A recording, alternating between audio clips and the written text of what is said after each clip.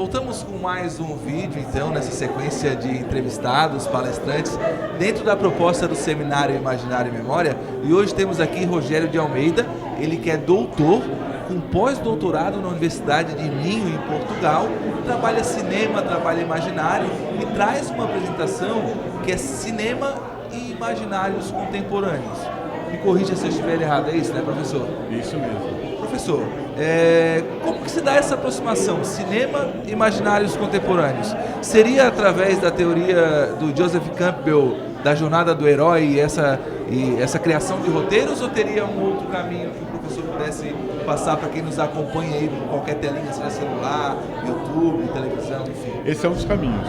Inicialmente é um prazer estar aqui, agradeço o convite, uma honra participar do seminário.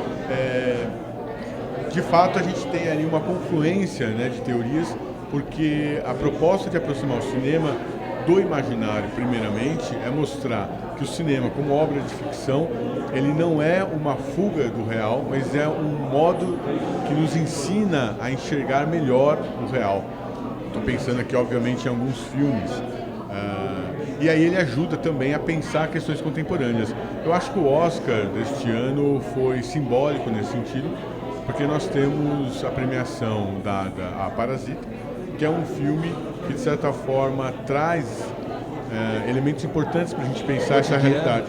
Sim, do cotidiano, a questão da mistura de gêneros, né? Então, como obra estética, é muito interessante. A gente tem uma comédia que depois vira um drama, e aí, no final, é quase um terror. E há também, fortemente, a questão social perpassando, né, a realidade representada lá no filme.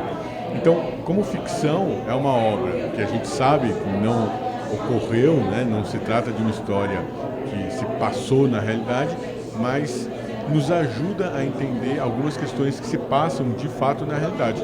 Tanto no âmbito social, que é mais evidente, mas também a gente poderia fazer uma leitura psicanalítica da obra, a gente poderia fazer uma leitura mítica da obra, poderia trazer os elementos simbólicos. Então, se nós pensarmos, por exemplo, na questão da arquitetura, os ricos moram em cima, né? Os pobres, vamos dizer assim, na margem, e abaixo, né? Assim, abaixo, no subsolo, estão aqueles parasitas, né? Aqueles que não conseguem nem estar no plano comum das demais pessoas. Então é interessante observar como simbolicamente o filme trata disso.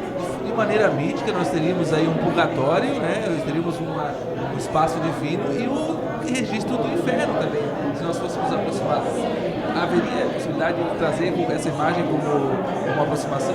Pode, é possível a gente pensar nessa questão dos níveis, né? Porque aí a gente teria um regime de imaginário verticalizado, um regime diurno, né? E que nessa verticalização os que estão em cima significam que estão no nível superior do que aqueles que estão embaixo. E a gente pode trazer outras leituras, inclusive da própria relação do filho com o pai, né? Eu não vou dar spoiler aqui, enfim, mas o final ajuda bastante a gente pensar também essa questão da busca, né, do filho em relação ao pai, que é a própria busca de Telêmaco por Ulisses, né? Ressignificado de uma outra forma, muito mais dramática aí no caso do filme.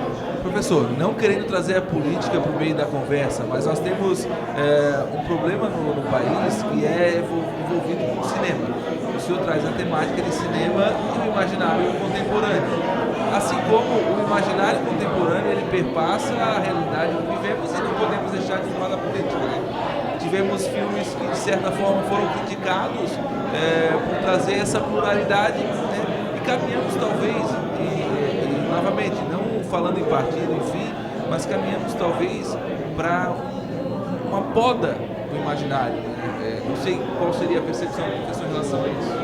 Sim, de fato, estamos passando por um período em que há uma espécie de sufocamento da pluralidade. Sufocamento, pela palavra. E aí a grande questão é essa, né? Há pessoas que se julgam detentoras da verdade, portanto do modo correto de viver, inibem o desenvolvimento da história, de outros imaginários, de outras formas de vida. Agora é interessante também observar a resistência disso. O cinema brasileiro está num momento, apesar nessa situação mais geral, está num momento importante. Bacurau, por exemplo, foi premiado em Cannes. A Vida Invisível também, que é um filme muito interessante em relação às relações de gênero. Nós temos para estrear o filme do Wagner Moura, sobre o Marighella, que está sendo boicotado pela Ancine, claramente pelo conteúdo que ele traz. E também, nesse sentido, é importante observar que, se de um lado há essa pressão governamental e de certos grupos que sufocam a pluralidade, inibem essa manifestação, por outro lado também há resistências. E o cinema, é isso que eu vou tentar mostrar, ele é uma forma de resistência, é uma forma de furar essas barreiras e mudar a nossa visão da realidade.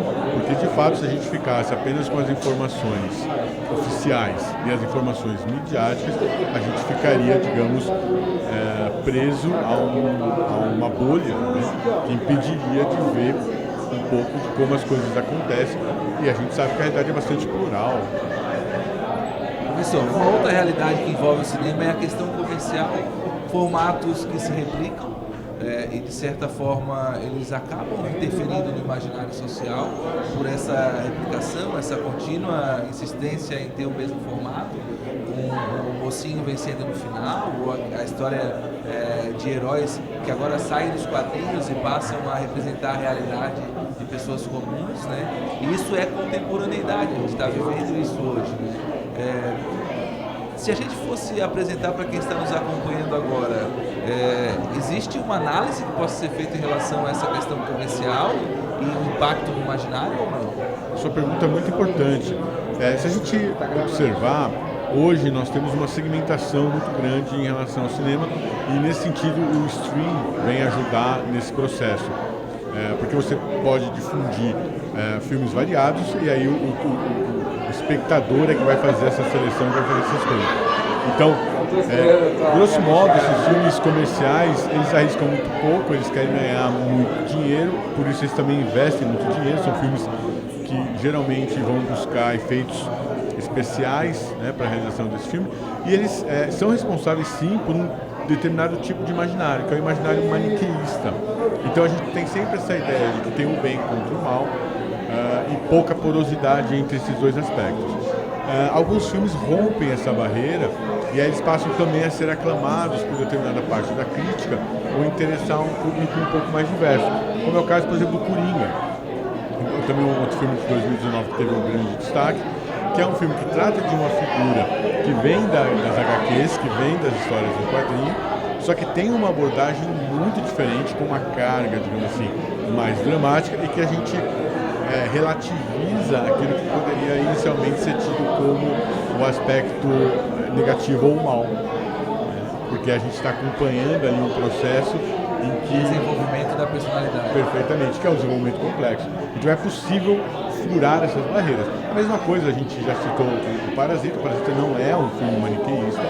Os pobres não estão contra os ricos e os ricos também não são os vilões, como muitas vezes em telenovelas, e nem os pobres também são idealizados.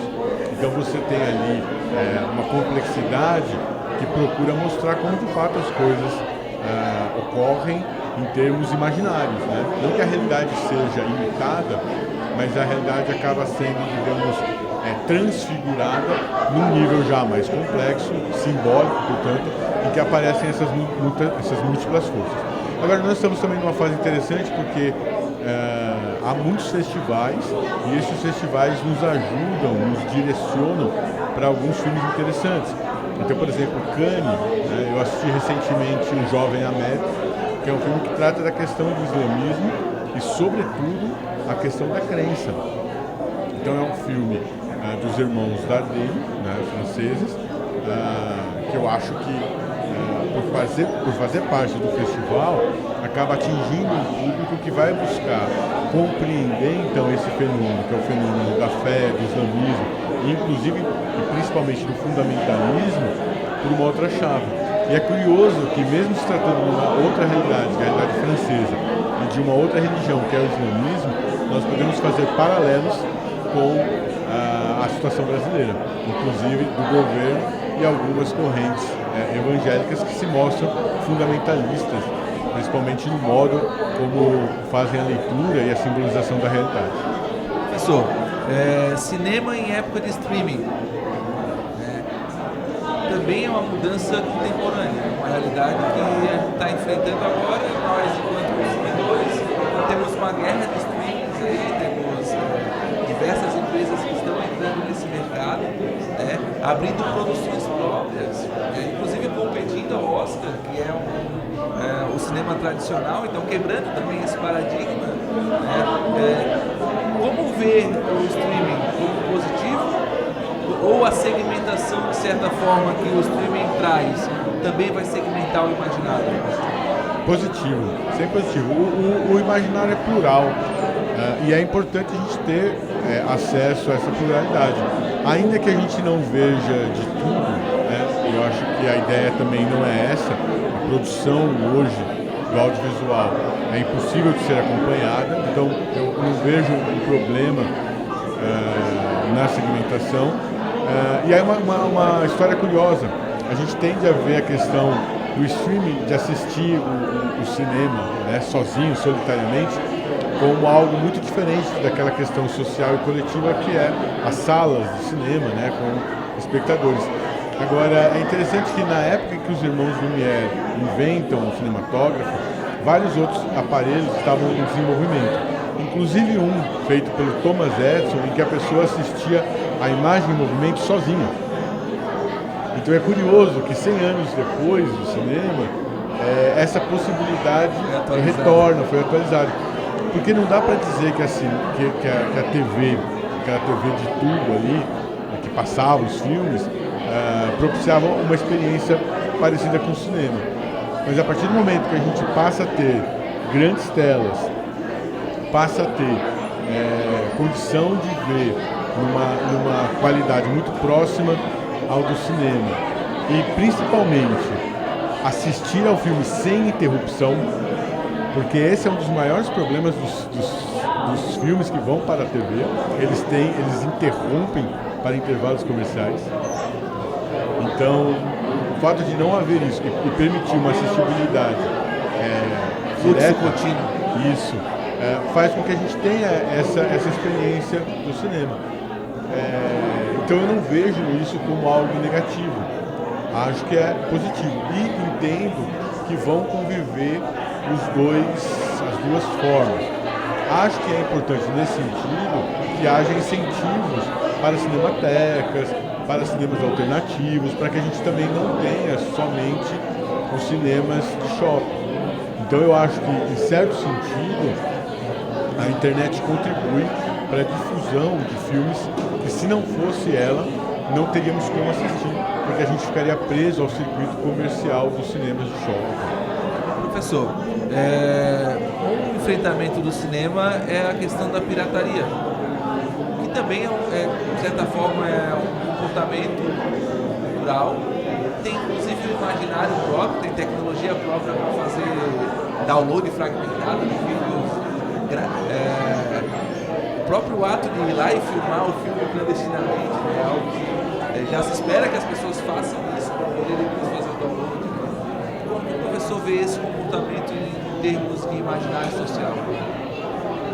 A pergunta é complicada, né? É uma pergunta difícil, porque existe inclusive disputas em termos legais e há, por exemplo, na Europa, divergência em relação a alguns países. Então, na Alemanha, por exemplo, qualquer transmissão via torrent é proibida. Portugal é permitido e eles entendem que é permitido porque é como se nós estivéssemos compartilhando algo que em algum momento nós adquirimos. Então, eu que sou da época do vinil, por exemplo, era muito comum nós, o grupo de amigos, cada um comprar um vinil diferente do outro para a gente gravar as fitinhas e depois trocar. Então, a gente pode entender que o torrent, por exemplo, é uma forma de partilha de um material que em algum momento foi adquirido por alguém pagando ali os direitos, né, devidos. Agora, inegavelmente, a pirataria, que consiste em você comercializar um produto que não lhe pertence deve ser combatida, eu acho que não deve ser incentivada, não acho que nós devamos consumir esse tipo de produto, porque aí sim existe um crime caracterizado. Assim como também filmar a imagem no cinema e compartilhar isso. A qualidade é péssima, a proposta não é essa, então aí nesse sentido sim, vai à estreia ao cinema, ou então espera chegar nos canais. Os streams têm conseguido distribuir uma boa parte e ainda assim alguns filmes são mais difíceis de se atingir. Há a possibilidade dessa partilha no torrent. Eu também considero importante até para finalidades didáticas. Então, por exemplo, há livros que se esgotam e não são publicados pela editora. Então falta ali um compromisso social, uma responsabilidade social dessas editoras de manter a obra no catálogo, porque ela deixa de ser lucrativa. Então eu acho que a fotocópia nesse caso se justifica. A mesma coisa em relação a determinados filmes. O filme é explorado comercialmente dentro de um ciclo e depois ele é abandonado. Então, por exemplo, o cinema nacional é dificílimo de ser acessado, porque nós não temos cópias para serem adquiridas. Então, para assistir alguns filmes, principalmente filmes históricos, nós dependemos do Canal Brasil, nós dependemos de torrents, nós dependemos de partilha, inclusive vinda muitas vezes do VHS, que é uma qualidade da fita, VHS, que é uma qualidade inferior.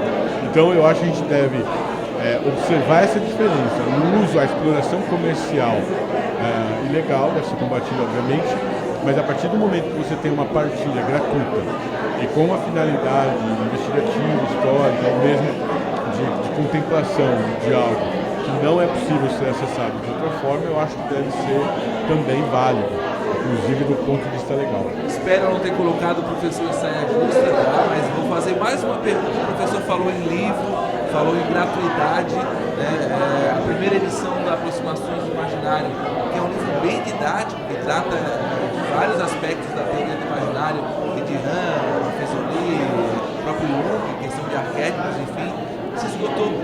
E há uma proposta, inclusive, de um PDF, gratuito, é isso? Isso mesmo. Já há um tempo eu venho fomentando essa vontade de tornar os meus livros gratuitos, para que eles possam ser acessados por um público maior, inclusive de estados, cidades, países diferentes. E a gente sabe que é muito difícil fazer a distribuição do livro físico. Eu gosto muito de ler o livro fisicamente, não tenho, obviamente, nada contra, mas acho que a gente pode ter os dois formatos e, na impossibilidade, eu acho que o formato digital, principalmente quando ele tem uma distribuição gratuita, acaba ajudando bastante.